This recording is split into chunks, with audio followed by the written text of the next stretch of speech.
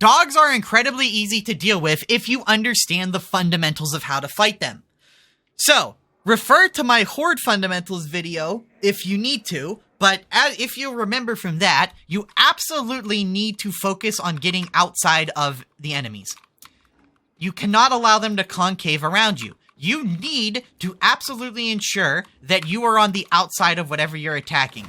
Because a dog, when there's enemies here and here, you lose the ability to dodge left and right very far, and you lose the ability to quickly react to the dog. So, let's say you're fighting a horde, and let's say a dog spawns.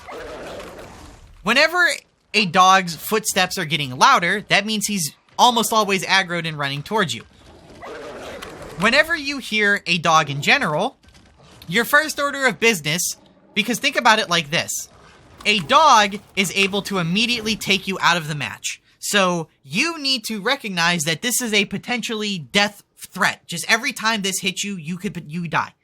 So you need to treat this like a crusher overhead. It's not hard to deal with, but it does require your attention.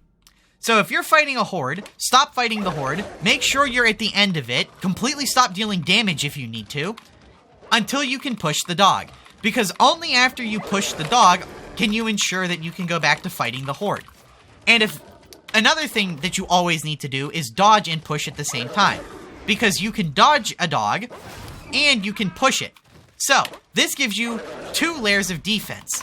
Push makes it easy to kill, dodge makes sure you don't get hit. If you're doing them both at the same time, at least one of them will work.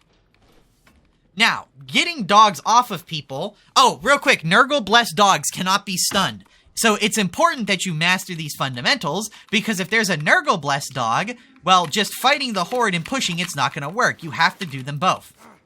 Also, Nurgle blessed dogs really do not like getting off of players if they've jumped on them. Also, one other thing real quick. If you're fighting a horde or there's a lot of enemies, please spam tag. Just do not stop hitting the button until the dog is marked. That alone means you don't even have to get into fighting the dog. You can just kill it with ranged. But I want to talk about dogs attacking other people. I don't know why spawning that bot changed my weapon FOV, but whatever. So let me go invisible again. So, something I want to show you real quick with Psyker. You just need to latch Brain Burst onto a dog with left click to get it off.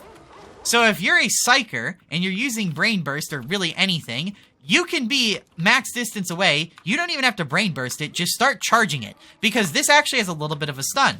Any amount of stun is going to get a regular dog off. Unless it's being really weird and finicky, but it's supposed to get a dog off no matter what. That should just about cover it. Oh yeah, dogs take 3 times melee damage. So things like this, even just regular old light attacks can absolutely decimate a dog.